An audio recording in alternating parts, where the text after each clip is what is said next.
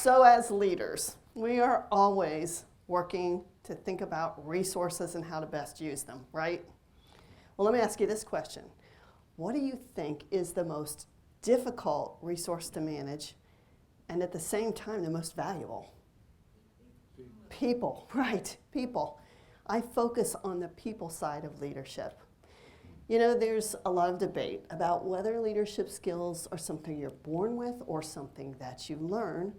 I'm not really sure, but I can tell you, for me, the first time my leadership skills were documented, I was 5 years old in kindergarten, and they were documented by my kindergarten teacher. See, this is what happened. She left the room, and I decided it would be awesome if when she came back, instead of sitting at our desk, we were all standing on top of them. Isn't that hysterical? I thought it was, you know. I got them all to do it. Yeah, she didn't think. She actually was hysterical, but not in the way that I had envisioned. It didn't go well. You know, it was a whole thing, principal's office, my mom had to come. Afterwards, my mom said to this 5-year-old, she said, Lorna, you know, I think it's really good that you want to be a leader, but if you're going to lead people, you need to lead with purpose and make it a worthwhile purpose. Well, as she continued to tell that story over the next 25 years, I started to think about that, and I realized that, you know, someday if I'm ever a leader, I need to remember that. Lead with purpose, a worthwhile purpose. That's good.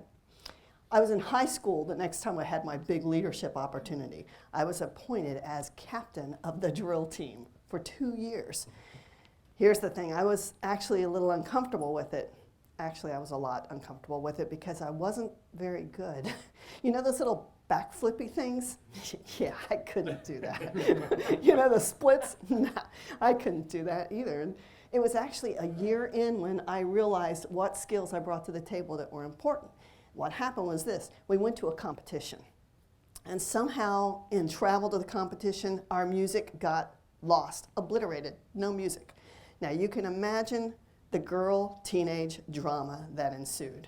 We're talking panic, tears, mascara, all of it. But not me. No, I was in the action mode. I was busy trying to find music that would substitute for what we had lost. And I found the music and we performed and we did great. That was my first realization that, hey, I am bringing some valuable skills to the table. Maybe I can't do the splits and those backflippy things, but this is a really important skill. And then I started looking at my team and understanding that they all had different strengths. And it was the first time it dawned on me that if I could capitalize, you know, if I could use everyone's strengths, we could do something pretty great. And I left that experience saying, you know, if I'm ever a leader, I'm going to remember that.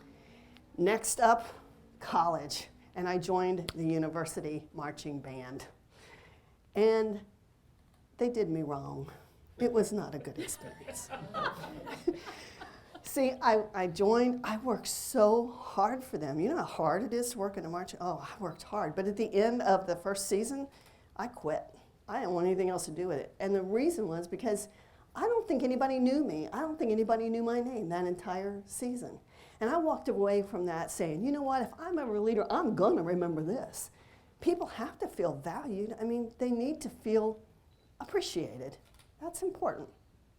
Graduated from college, started my work with the Department of Children and Families. And yes, it's everything that you're thinking. It's a very difficult work environment, extremely difficult. And as a young leader, I have to tell you, I was overwhelmed for a while until I started remembering all these leadership lessons that I've been learning my whole life. And I discovered that if I could define clearly for my employees our purpose in such a way that they were excited about it and they wanted to do it and they had buy-in. And then if I could bring my team together to collectively use our skills and strengths and at the same time make every person feel valued, appreciated, that we could overcome huge challenges. And we did. So years of experience, multiple degrees, certifications, now I enjoy working with managers and leaders, helping them with their people issues. I help them to reduce turnover, to improve outcomes, and to have happier workplaces. The root of it is this. I believe in people. I believe people are the key to everything. And I believe good leaders can get amazing outcomes from their people. And I believe, I know, I can help you to have a happier, more productive workplace. So what do you say? You ready to get started? Yeah!